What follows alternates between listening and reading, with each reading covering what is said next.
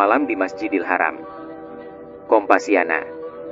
Bapak Ibu Duyufullah, kita kumpul di lobi jam 23.30 sudah dalam keadaan berwudu. Ini adalah pesan WhatsApp yang dikirim Ustaz Yudie pukul 22.20 malam ketika kami sedang beristirahat sebentar di kamar masih dalam keadaan berihram. Karena kebetulan saya satu kamar di 1205 dengan Pak Ustaz, saya sempat menanyakan apakah kita boleh mandi sebelum umroh tengah malam nanti. Jawabannya boleh saja asalkan jangan ada rambut yang rontok dan memakai wewangian. Ustaz, sholat isya tetap di masjid atau di kamar masing dua? Tanya Bu Erna kemudian yang akhirnya dijawab bahwa kita mengerjakan sholat isya di kamar masing-masing. Nah, ada istilah yang saya sangat suka ketika Pak Ustaz Yudie menyapa kami semua, yaitu menggunakan Bapak Ibu Duyufullah yang merupakan panggilan sayang yang bermakna tamu Allah. Wah, alangkah bahagianya kami disebut sebagai tamu Allah. Waktu sudah menunjukkan pukul 23.30 ketika Ustaz Yudie kembali mengingatkan untuk berkumpul di lobi. Saya segera turun bersama Pak Susmayadi sementara Rizky menjemput ibunya lebih dahulu di lantai 18. Sekitar 15 menit kemudian para Duyufullah sudah berkumpul. Ustaz Yudi memberikan pengarahan sebelum kami berangkat menuju Masjidil Haram untuk melaksanakan umroh wajib di tengah malam ini. Ustaz juga memimpin doa agar semuanya berjalan lancar.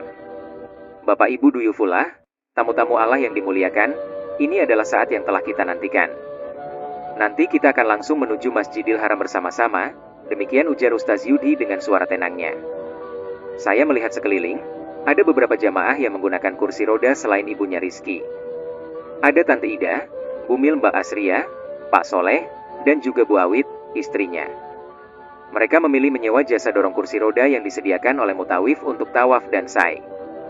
Sebagaimana diketahui bahwa tawaf yang dilakukan dengan di area Mataf, dekat Ka'bah, khusus digunakan untuk pejalan kaki, sementara untuk yang menggunakan kursi roda matafnya di lantai atas. Di lantai atas suasana tawaf tidak sepadat di sekitar Ka'bah walaupun jarak satu putaran lumayan jauh. Bisa hampir 1 kilometer atau lebih. Yang menggunakan kursi roda kemudian berangkat lebih dahulu karena turun menuju masjid dengan lift. Perjalanan menuju Masjidil Haram. Kami berbaris rapi sebelum berangkat. Suasana malam itu penuh harapan dan semangat. Bagi yang laki-laki, posisi ihram sudah dalam cara ittiba, yaitu pundak kanan terbuka. Sambil melantunkan talbiyah, kami menuruni eskalator melewati pusat perbelanjaan dan kemudian sampai di pelataran masjid. Malam itu, udara di Makkah lumayan dingin. Suhu menunjukkan sekitar 10 derajat Celcius. Walaupun sudah lewat tengah malam, suasana di depan Masjidil Haram sangat ramai dan padat dengan lautan manusia dari seluruh dunia. Perhatikan WC nomor 3. Ini bisa jadi penanda untuk kembali ke hotel jika nanti ada yang terpisah, pesan Ustaz Yudie lagi. Kami mengangguk paham. Perhatikan WC nomor 3. Ini bisa jadi penanda untuk kembali ke hotel jika nanti ada yang terpisah, pesan Ustaz Yudie lagi. Kami mengangguk paham. Saya perhatikan pintu yang menuju hotel dan ada tulisan Safwa Tower berwarna merah. Jaraknya sekitar 50 meter saja dari tanda WC 3 yang berwarna hijau, sementara bangunan menara ikonik Abraj Al-Bait juga menjadi latar belakang yang megah dan memesona. Sementara Masjidil Haram tampak sangat megah dengan menara-menara yang menjulang diterangi lampu-lampu yang terang benderang. Saat memasuki Masjidil Haram melalui pintu khusus jamaah yang akan melaksanakan umroh, jantung saya berdegup kencang. Walau ini bukan kali pertama, namun tetap diselimuti perasaan yang sulit digambarkan. Tidak lama kemudian, Ka'bah terlihat begitu megah dan bercahaya, berdiri kokoh di tengah lautan manusia yang bertawaf. Kami semua merasa kecil di hadapan kebesaran Allah. Di tengah lautan manusia yang tidak henti terus berputar berlawanan arah jarum jam. Saya jadi ingat pernah melihat orang-orang berjalan melihat mengelilingi Sudagon Pagoda di Yangon. Ada kemiripan walau arahnya berlawanan. Tawaf di tengah lautan jamaah. Kami memulai tawaf dengan khusyuk. Pada beberapa putaran pertama, saya masih bergabung dengan rombongan. Namun, karena terbawa arus dan desakan jemaah yang begitu kuat, di putaran keempat, saya mulai terpisah dan berjalan sendiri. Jika pada putaran pertama dan kedua, rasa kesemutan dan kebas mulai menyerang, sekarang, kaki dan tubuh terasa bergerak secara otomatis mengikuti irama. Kadang sangat kuat, kadang terasa perlahan dan nikmat.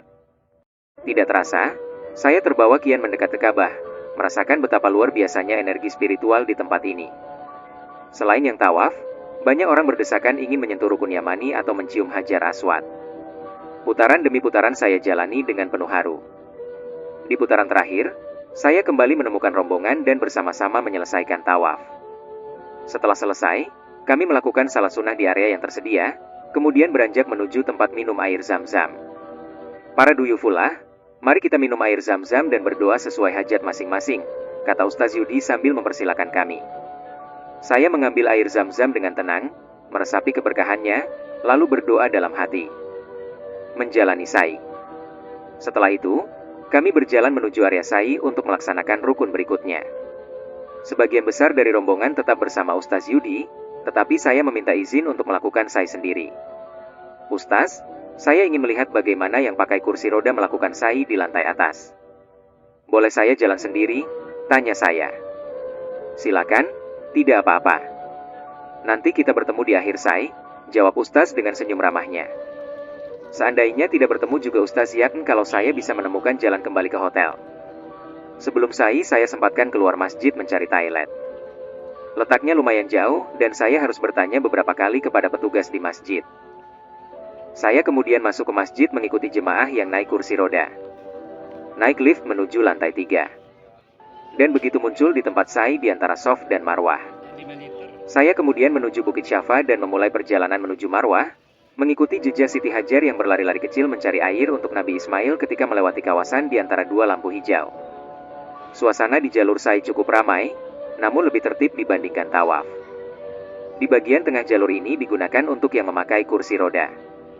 Namun perjalanan kali biasa pun boleh-boleh saja lewat di sini asalkan tidak mengganggu jalan kursi roda. Sesukali saya lewat di sini dengan berjalan dengan cepat dengan harapan bertemu Rizky dan ibunya.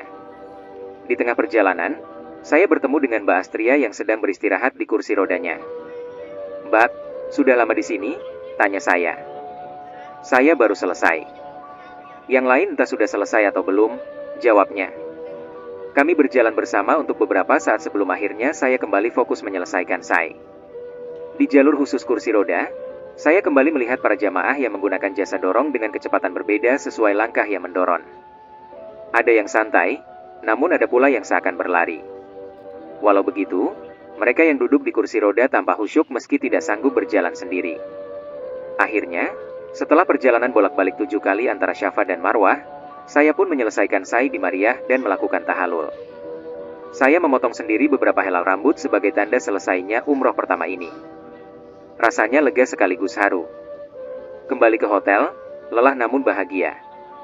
Ketika keluar dari Masjidil Haram, waktu sudah menunjukkan pukul 2.30 lebih dini hari. Saya berjalan perlahan menuju hotel setelah sempat mencari-cari jalan terdekat dan tiba sekitar pukul 3. Saya sempat agak bingung mencari lift hotel karena belum hafal harus belok di mana. Sesampainya di kamar, ternyata Rizky sudah lebih dulu ada di kamar. "Loh, kamu sudah sampai?" "Cepat juga?" tanya saya. "Iya, tadi langsung ikut Ustaz dan tidak terlalu berdesakan," jawabnya sambil tersenyum. Sementara itu, Pak Suksma dan beberapa jamaah lainnya masih belum kembali. Ustaz Yudi pun belum terlihat.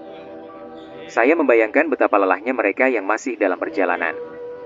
Di antara rombongan, Bu Kanjeng adalah salah satu yang paling bersemangat. Ia banyak membantu jamaah lain, terutama emak enak dan kaum ibu yang lebih senior, untuk memastikan mereka tidak kesulitan selama ibadah. Sebelum tidur, saya merenung sejenak. Umroh pertama ini adalah pengalaman luar biasa yang tidak akan pernah saya lupakan. Ada rasa syukur, haru, dan juga kelelahan yang bercampur menjadi satu. Tapi di balik semua itu, saya tahu bahwa perjalanan ini adalah bagian dari panggilan Allah, dan saya merasa diberkahi bisa berada di sini bersama rombongan Ventor 554. Semoga ibadah kami diterima dan menjadi awal dari perjalanan spiritual yang lebih mendalam. Setelah membersihkan diri, saya beristirahat di kamar dan tidak lama Pak Suksma dan Pak Ustaz juga kembali ke kamar. Tidak terasa rasa lelah dan kantuk setelah perjalanan panjang dari tanah air hingga Taif dan Mekah membuat saya pun lelap tertidur. Tidur yang tanpa mimpi.